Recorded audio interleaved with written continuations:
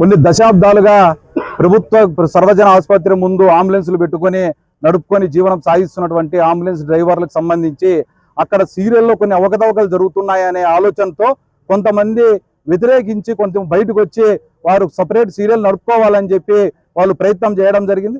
దాంట్లో ప్రధానంగా 2 town CI గారు శ్రీకాంత్ గారు వాళ్ళందరినీ పిలిపించి వాళ్ళందరికీ వార్నింగ్ ఇచ్చి, లేదు మీరందరూ ఒకటే సీరియలే ఉండాలి, మీరందరూ మేము చెప్పినట్టు వినాలి, తర్వాత ఎవరైతే ఇంతకు ముందు సీరియల్ అవకతవకలు చేసినటువంటి వాళ్ళు ఉన్నారో వాళ్ళు ఎట్లా చెప్తే అట్లా వినాలని చెప్పి సిఆర్ చెప్పడం జరిగింది. దాన్ని ఒప్పుకోనందున ఎవరైతే అంబులెన్స్ డ్రైవర్లు వాళ్ళందరినీ తీసుకుపోయి మన ఎంఆర్ఓ గారి దగ్గర బైండ్ ఓవర్ కేసులు పెట్టడం జరిగింది. దాంట్లో కూడా అటువైపు ఉన్నటువంటి వాళ్ళు 36 మంది ఉంటే దాంట్లో 16 మందిని మాత్రమే బైండ్ ఓవర్ చేశారు. ఇటువైపు ఉన్నటువంటి వాళ్ళందరినీ కూడా బైండ్ ఓవర్ చేయడం జరిగింది. దీంట్లోనే ఏకపక్షంగా కూడా వ్యవహరించడం జరిగింది. దాంతో పాటు పోలీస్ స్టేషన్ లో ఉన్నటువంటి మూగ జీవాల్ని భరించే పద్ధతి ఏ పద్ధతిలో వీళ్ళు పోలీస్ స్టేషన్లు తీసుకోబోతున్నారనేది ఒకసారి ఆలోచన చేయాలా. మొన్న మంగళవారం నాడు పొట్టేళ్లు పట్టుకొని పోలీస్ స్టేషన్ లోపల భరించి వాళ్ళు డిన్నర్లు చేసుకున్నటువంటి పరిస్థితి.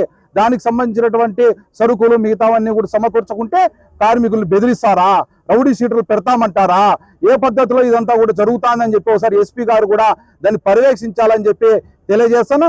దాంతో పాటు సిఐ గారు ఇతర పద్ధతుల్లో చేస్తున్నటువంటి అన్ని దానిల మీద కూడా ఒకసారి ఎంక్వైరీ జరపాలని చెప్పి ఏఐటీసీగా డిమాండ్ చేస్తున్నాం. ముందు సామరస్యంగా చెప్పాము, ఏకపక్షంగా వ్యవహరిస్తున్నారనే దానికి అందరినీ బైండ్ ఓవర్ చేస్తామని చెప్పి పిలిపించి 16 మందిని మాత్రమే బైండ్ ఓవర్ చేశారు. మిగతా 20 మందిని ఎందుకు బైండ్ ఓవర్ చేయలేదు? దాంట్లో ఎందుకు సిఐ గారు అంత వాళ్ళ వైపు ఉన్నాడు? తర్వాత వచ్చినటువంటి కార్మికులు ఇటువైపు వాళ్ళని ఇష్టానుసారం తిడతాడు, కేసులు పెడతా అంటాడు, రౌడీ షీట్లు పెడతా అంటాడు, అటువైపు వాళ్ళతో నవ్వుకుంటూ మాట్లాడతాడు. తర్వాత మన పోలీస్ స్టేషన్లో మూగజీవాళ్ళని బలిస్తారా? ఏ పద్ధతిలో బలిస్తారు అనేది మేము ప్రశ్నిస్తున్నాం. కాబట్టి మేము ఒకటే సీరియల్ ఉండాలన్నా కూడా వాళ్ళని ఒక బండి వీళ్ళని ఒక బండి తీసుకొని పెట్టుకొని పని చేసుకోవాలని చెప్పి మేము కూడా సలహా ఇచ్చాం.